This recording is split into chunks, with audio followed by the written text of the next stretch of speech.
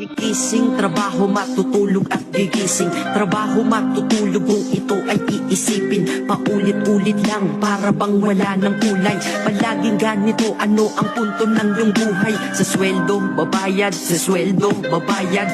Kakasweldo lang pero ubos ang pera kagad. Ito ba talaga ang binigay na kapalaran? Hindi ka mabubuhay kung hindi mo babayaran. Mahirap pala to, sana maaga kong nalaman. Para kang malayang preso pag di ka anak mayaman. Dahil aking napuna kapag bumiyahe sa umaga. Mga tao sa paligid ko hindi rin maligaya. Tayo ay mga alipin sa moderno na lipunan. Magandang kinabukasan kailangang pag-ipunan. Pero pagkatapos nun, ano ba ang kasunod? Ika'y magkakasakit, mamamatay ka ng pagod. Di ba napakalupit? Ganito ba talaga? Habang nabubuhay ka, pera ang mahalaga. Kaya magtrabaho ka, magbanat ka ng buto.